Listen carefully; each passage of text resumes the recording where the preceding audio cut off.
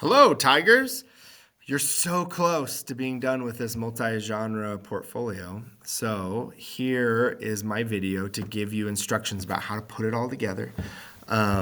You want to use either Adobe Express, which is what I would recommend because you have a district paid plan for it. You have this free tool that has all sorts of benefits to it and all these awesome things you can do. I would use a presentation template in Adobe Express, or you could use Google Slides, which are really easy, or you could use Canva, which you don't have a free account, but some of you may be more familiar and comfortable with Canva. Then you got to put everything in order. So you probably already have your infographic in Adobe Express maybe, or in Google Slides. But you have to put everything together, and here's the order, right? You come up with some sort of cover page or title page. You have a creative title, you have an image. It can't just be your name and then multi-genre portfolio or your motif. It needs to be something creative. The next thing you have is your Dear Reader letter. We do this last. And so this it's just like a rough draft sort of thing. You don't need to revise. You don't need to spend a ton of time on this. But you are introducing your motif and your project, and you're kind of responding to these questions. And what did you learn, right? It's your reflection at the beginning. And you kind of set people up and say, like, this is what I learned, and this is where we're going. In between, then the elements, we have quotes from the novel, and you put them on a page and make them look cool. You just pick quotes that you thought were really, really important or impactful.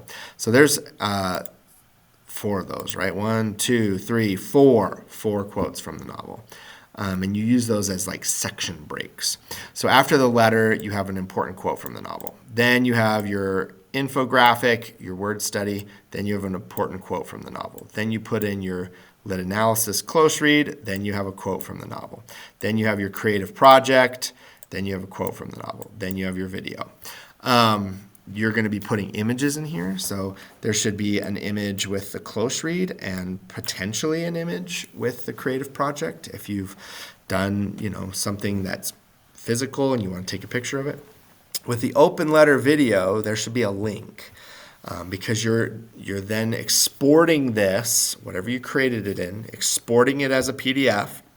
And you have to be careful because sometimes I've had students that say, I can't find the make a PDF button. It's sometimes behind a share button or a menu.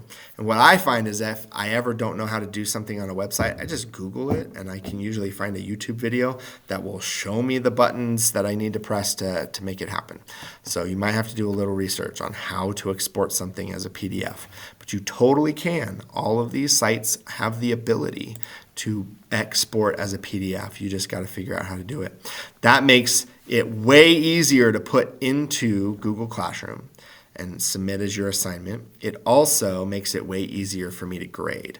So if it's not a PDF, I'm not going to be able to do everything that I need to do. And because we have such a short time to get these graded and into the grade book before the end of the semester, I'm not going to have time to go find people and say, hey, yours isn't, I can't see it. I'm just going to grade what I can. And if I can't see all of it, then I guess you're not going to get all the points.